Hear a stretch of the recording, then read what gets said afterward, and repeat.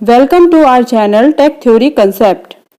आज के वीडियो में हम देखेंगे access specifier in C plus plus. तो चलिए शुरू करते हैं। What is access specifier?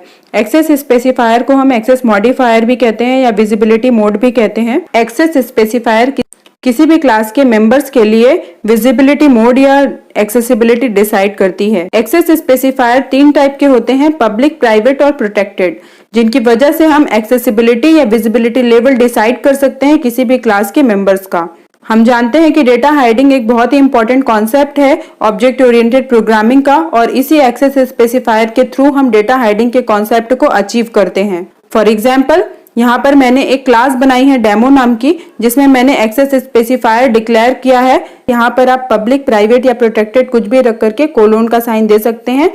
आप क्लास एंड ऑब्जेक्ट के कॉन्सेप्ट को क्लियर करने के लिए क्लास एंड ऑब्जेक्ट का वीडियो डिस्क्रिप्शन बॉक्स में चेक कर सकते हैं। यह एक्सेस स्पेसिफायर यह डिसाइड करता है कि जो इंटीजर ए डेटा है और या मेंबर फंक्शन फन नाम का है, यह किस तरीके से एक्सेसिबल होंगे क्लास के बाहर।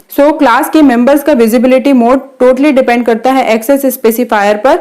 इसलिए यहाँ पर जो क्लास के डेटा मेंबर है ए और क्लास का जो मेंबर फंक्शन है फन, इसका भी विजिबिलिटी मोड टोटली डिपेंड करेगा कि उसका एक्सेस स्पेसिफायर कैसा होगा।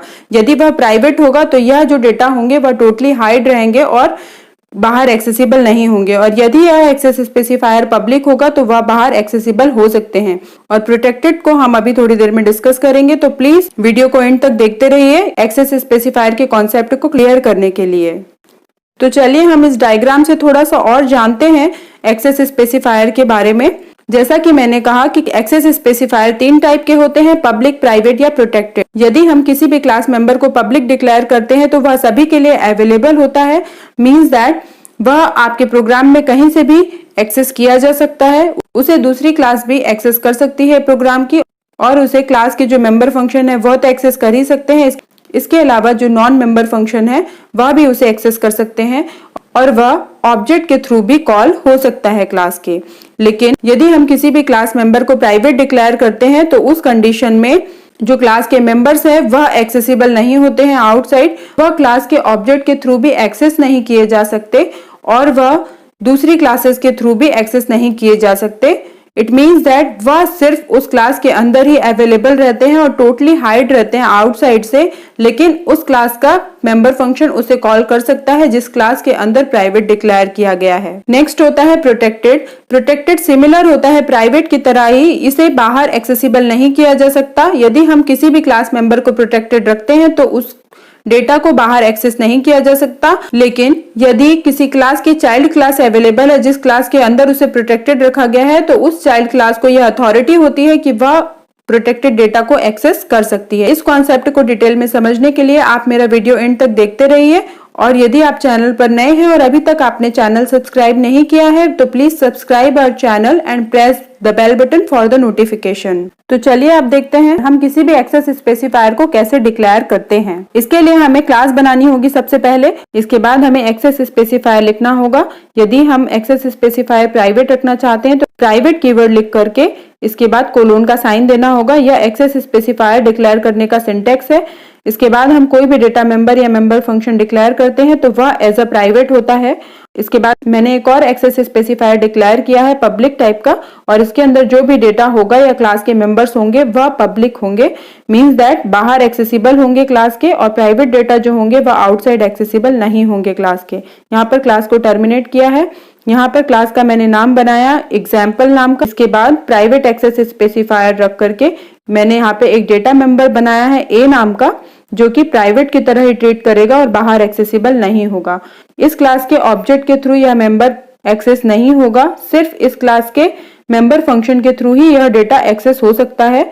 इसके बाद मैंने पब्लिक डेटा रखा और इसमें मैंने एक और डेटा मेंबर बनाया बी नाम का, जो कि इंटीजर टाइप का है। बी जो होगा वह क्लास के बाहर एक्सेसिबल होगा क्योंकि यह पब्लिक है और किसी भी क्लास या मेंबर फंक्शन या ऑब्जेक्ट के थ्रू इसे हम एक्सेस कर सकते हैं, इसमें कोई भी रिस्ट्रिक्शन नहीं है।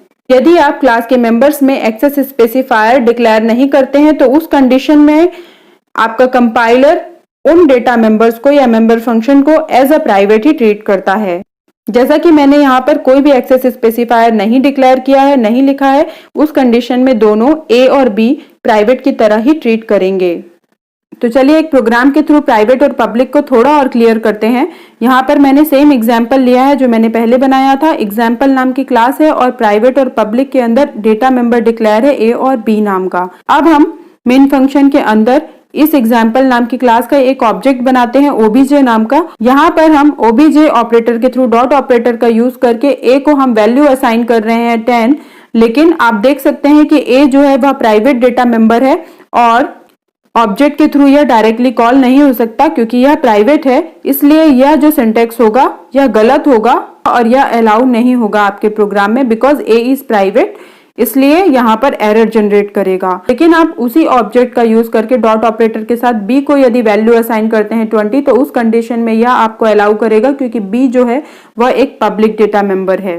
तो अब क्वेश्चन यह जनरेट होता है कि हम किसी भी प्राइवेट डेटा को क्लास के कैसे एक्सेस कर सकते हैं। तो उसके लिए यहाँ पर मैंने एक एग्जाम्पल लिया है, एक सिंपल सा प्रोग्राम बनाया है जिसमें हम सर्कल का एरिया कैलकुलेट करेंगे।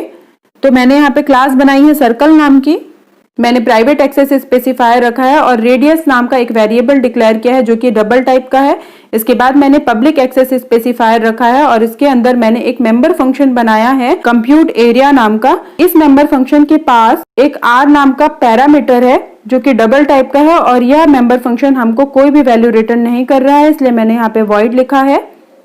इसके बाद मैंने आर की जो भी वैल्यू है उसे असाइन कर दी है रेडियस पे, जो कि एक प्राइवेट डेटा मेंबर है। हम जानते हैं कि प्राइवेट डेटा मेंबर को उस क्लास के मेंबर फंक्शन के थ्रू एक्सेस किया जा सकता है। तो आप यहाँ देख सकते हैं कि यहाँ पे आप प्राइवेट डेटा मेंबर जो कि रेडियस है उसको यहाँ पर हम वैल्यू असाइन कर रहे हैं। इसके बाद मैंने एरिया कैलकुलेट किया है। एरिया कैलकुलेट करने के लिए 3 पाई आर स्क्वायर फॉर्मूला होता है और पाई की वैल्यू होती है 3.14। इसके बाद मैंने रेडियस को 2 बार मल्टीप्लाई किया है और एरिया कैलकुलेट करके आपका एरिया नाम के वेरिएबल में स्टोर कर दिया जो कि डबल टाइप का था। इसके बाद रेडियस की वैल्यू प्रिंट कराई है, इसके बाद एरिया की वैल्यू प्रिंट कराई है और यहाँ पर आपका जो क्लास है वह टर्मिनेट हो गया है। इसके बाद हमने मेन फंक्शन के अंदर इस सर्कल नाम की क्लास का ऑब्जेक्ट बनाया है और इस ऑब्जेक्ट के थ्रू हम कंप्यूट एरिया नाम के फंक्शन को कॉल कर रहे हैं और इसके पास एक पैरामीटर है, इसलिए मैंने यहाँ पर एक वैल्यू पास की है डबल टाइप की 2.5। जैसे ही कंप्यूट एरिया नाम का फंक्शन कॉल होगा वैसे ही 2.5 वैल्यू जो होगी वह आर में कॉपी हो जाएगी और इसके बाद आर की वैल्यू असाइन कर देंगे हम रेडियस में जो कि एक प्राइवेट डेटा मेंबर था। यहाँ पर हम प्राइवेट डेटा को एक्सेस कर पा रहे हैं with the help of member function. के बाद हम यहाँ पर एरिया कैलकुलेट कर रहे हैं 3.14 इंटू 2.5 इंटू 2.5, जो भी रिजल्ट होगा वह एरिया में स्टोर हो जाएगा और रेडियस की वैल्यू प्रिंट हो जाएगी, देन एरिया की वैल्यू प्रिंट हो जाएगी।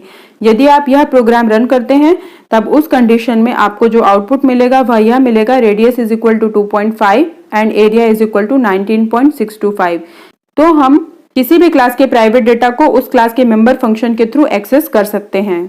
इसके बाद हम तीसरा एक्सेस स्पेसिफायर जो कि प्रोटेक्टेड है उसे समझ लेते हैं।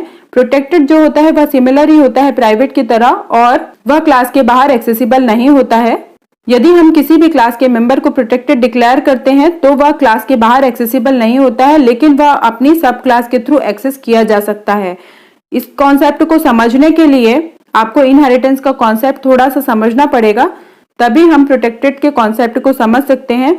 तो इनहेरिटेंस एक ऐसा प्रोसेस है जिसमें हम एक क्लास की प्रॉपर्टी को दूसरी क्लास में इनहेरिट कर सकते हैं। इसका सबसे अच्छा एग्जाम्पल है parent child relationship. For example, एक चाइल्ड होता है वह अपने पेरेंट्स की कुछ ना कुछ प्रॉपर्टी इनहेरिट करता है। उस कंडीशन में हम जो पेरेंट होता है उसे बेस क्लास या पेरेंट क्लास या सुपर क्लास कह सकते हैं और जो चाइल्ड होता है उसे चाइल्ड क्लास या सब क्लास या डेराइव्ड क्लास कहते हैं। तो हमेशा चाइल्ड के पास अपने पेरेंट्स की कुछ ना कुछ प्रॉपर्टीज इनहेरिट होकर के आती हैं। इस कॉन्सेप्ट को हम इनहेरिटेंस कहते हैं। यदि हम इसको प्रोग्रामिंग के टर्म में बात करें तो यहाँ पर मैंने एक क्लास बनाई है, बेस क्लास है जो कि बेस नाम की। नेक्स्ट क्लास बनाई है डेराइव्ड नाम की, यह बेस क्लास की प्रॉपर्टीज को इनहेरिट कर रही है। आप यह कह सकते हैं कि यह पेरेंट क्लास है और यह डेराइव्ड क्लास है जो कि बेस क्लास से इनहेरिट होकर के बनी है। यदि हम डेराइव्ड क्लास में बेस क्लास को इनहेरिट करते हैं तो उस कंडीशन में जो सिंटैक्स होता है वह कोलोन का साइन देकर के आपको विजिबिलिटी मोड देना होता है और उसके बाद क्लास का नेम देना होता है। तो यहाँ पर मैंने विजिबिलिटी मोड दिया है पब्लिक, यहाँ पे आप कुछ भी रख सकते हैं, पब्लिक, प्राइवेट या प्रोटेक्टेड, और फिर क्लास का नेम यहाँ पर मैंने दिया है बेस। हम इनहेरिटेंस के कॉन्सेप्ट को मेरी आने वाली वीडियो में डिटेल में डिस्कस करेंगे। यहाँ पर मैंने आपको एक छोटा एग्जाम्पल दिया है सिर्फ इनहेरिटेंस का। सपोज जो बेस क्लास की प्रॉपर्टी है वो एडिशन है और डिराइव्ड क्लास की प्रॉपर्टी है वो सब्सट्रैक्शन है। बेस क्लास जो है वह दो नंबर्स को ऐड करती है और डिराइव्ड क्लास दो नंबर्स को सब्सट्रैक्ट करती है। यदि हम डिराइव्ड क्लास में बेस क्लास को इनहेरिट करें तो उस कंडीशन में जो बेस क्लास की प्रॉपर्टी है प्लस करना या एडिशन करना वह भी इनहेरिट होगी डिराइव्ड क्लास में। और अब डिराइव्ड क्लास में दो फीचर या दो प्रॉपर्टी हो जाएंगी, प्लस भी करना और माइनस भी करना। तो जो इनहेरिटेंस का कॉन्सेप्ट होता है वह रीयूजेबिलिटी के लिए भी यूज होता है। यहाँ पर डिराइव्ड क्लास के पास दो प्रॉपर्टीज हो गई, एडिशन भी और सब्सट्रैक्शन भी। इसे हम एक प्रोग्राम के थ्रू समझते हैं। यहाँ पर मैंने एक बेस क्लास बनाई है और उसके अंदर प्रोटेक्टेड डेटा डिक्लेयर किया है जिसका नाम a है और वह इंटीजर टाइप का है। इसके बाद मैंने डिराइव्ड क्लास बनाई है जिसमें मैंने बेस क्लास को इनहेरिट किया है। बेस क्लास को इनहेरिट करने के लिए यहाँ पर मैंने कोलोन का साइन देकर के विजिबिलिटी मोड पब्लिक लिखा है और उसके बाद बेस क्लास का नाम लिखा है base. Publicly inherit means that यदि बेस क्लास में कुछ पब्लिक डेटा है तो वह पब्लिक में ही रखा जाएगा डिराइव्ड क्लास में, और कुछ प्रोटेक्टेड डेटा है तो वह डिराइव्ड क्लास में प्रोटेक्टेड ही रहेगा। और प्राइवेट जो डेटा होता है वह इनहेरिटेबल नहीं होता है। तो जब हम डिराइव्ड क्लास में बेस क्लास को इनहेरिट करेंगे तो उस कंडीशन में जो हमारा इंटीजर a जो डेटा है वह प्रोटेक्टेड डेटा है और एज अ प्रोटेक्टेड ही रहेगा डिराइव्ड क्लास में। उसके बाद हमने यहाँ पर एक पब्लिक एक्सेस स्पेसिफायर के अंदर सेट डेटा नाम का मेंबर फंक्शन बनाया है जो कि डिराइव्ड क्लास का मेंबर फंक्शन है और इसके पास एक पैरामीटर है c नाम का और इसका रिटर्न टाइप वॉइड है। c जो है वह a को वैल्यू असाइन कर रहा है और a एक बेस क्लास का प्रोटेक्टेड डेटा है और प्रोटेक्टेड डेटा जो होता है वह सिमिलर ही होता है प्राइवेट डेटा की तरह और हम उसे मेंबर फंक्शन के थ्रू ही एक्सेस कर सकते हैं, उस क्लास के ऑब्जेक्ट के थ्रू एक्सेस नहीं कर सकते हैं। तो यहाँ पर आप देख सकते हैं c जो है वह प्रोटेक्टेड डेटा को वैल्यू असाइन कर रहा है। इसके बाद मैंने एक और मेंबर फंक्शन बनाया है डिस्प्ले नाम का जिसमें मैंने प्रोटेक्टेड डेटा की जो वैल्यू है उसको प्रिंट कराई है। यहाँ पर मेन फंक्शन के अंदर हम डिराइव्ड क्लास का ऑब्जेक्ट बनाते हैं obj नाम का। अब हम यह देखते हैं कि क्या हम डिराइव्ड क्लास के ऑब्जेक्ट के थ्रू बेस क्लास के डेटा को वैल्यू असाइन कर सकते हैं या एक्सेस कर सकते हैं। तो obj डॉट सेट डेटा मैंने यहाँ पे 10 रखा है, मीन्स दैट obj एक डिराइव्ड क्लास का ऑब्जेक्ट है, उसके थ्रू हम मेंबर फंक्शन को कॉल कर रहे हैं और उसमें एक वैल्यू पास कर रहे हैं 10 जो कि इंटीजर टाइप की है। यहाँ पर वैल्यू कॉपी हो जाएगी सेट डेटा नाम का फंक्शन जब कॉल होगा और उसके बाद और c की वैल्यू हो जाएगी 10 और c जो होगी वह अपनी वैल्यू असाइन कर रहा है a में। a की वैल्यू जो हो गई वह 10 हो गई और a जो है वह बेस क्लास का प्रोटेक्टेड डेटा है, आप देख सकते हैं। तो हम डिराइव्ड क्लास के थ्रू बेस क्लास के प्रोटेक्टेड डेटा को एक्सेस कर सकते हैं। यदि आप यहाँ पर डायरेक्टली ऑब्जेक्ट के थ्रू प्रोटेक्टेड डेटा जिसका नाम a है उसको आप एक्सेस करना चाहते हैं तो आप नहीं कर सकते, क्योंकि जो प्रोटेक्टेड डेटा होता है वह सिमिलर ही होता है प्राइवेट की तरह और वह ऑब्जेक्ट के थ्रू एक्सेसिबल नहीं होता है। तो यह जो सेंटेंस होगा वह गलत होगा। आप क्लास के मेंबर फंक्शन के थ्रू ही किसी प्रोटेक्टेड डेटा या प्राइवेट डेटा को एक्सेस कर सकते हैं। और उसके बाद मैंने obj ऑब्जेक्ट के थ्रू डॉट ऑपरेटर का यूज करके डिस्प्ले नाम के मेंबर फंक्शन को कॉल किया है और इस मेंबर फंक्शन का काम यह है कि यह प्रोटेक्टेड डेटा की वैल्यू को प्रिंट कर रहा है। सो जो रिजल्ट आएगा हमारा protected data is equal to और a की वैल्यू जो 10 है वह रिजल्ट आपका डिस्प्ले होगा स्क्रीन पे। तो आज के वीडियो में हमने एक्सेस स्पेसिफायर के बारे में सीखा और जिसमें 3 टाइप के एक्सेस स्पेसिफायर थे, पब्लिक, प्राइवेट और प्रोटेक्टेड। पब्लिक में हमने देखा कि जो क्लास मेंबर्स होते हैं यदि हम उसे पब्लिक डिक्लेयर करते हैं तो उसे प्रोग्राम में किसी भी जगह से एक्सेस हम कर सकते हैं, चाहे वह दूसरी क्लास हो, मेंबर फंक्शन हो या ऑब्जेक्ट हो। लेकिन जो प्राइवेट डेटा मेंबर होते हैं वह क्लास के बाहर एक्सेसिबल नहीं होते हैं, सिर्फ उस क्लास के मेंबर फंक्शन के थ्रू ही उसे हम एक्सेस कर सकते हैं। और जो प्रोटेक्टेड एक्सेस स्पेसिफायर है वह सिमिलर है प्राइवेट एक्सेस स्पेसिफायर की तरह, बस डिफरेंस इतना है कि हम उसे इनहेरिट कर सकते हैं उसकी चाइल्ड क्लास में। If you have any doubt, please leave a message in a comment box. Also, don't forget to like, share and subscribe our channel Tech Theory Concept because it motivates us to create a new and knowledgeable video for you.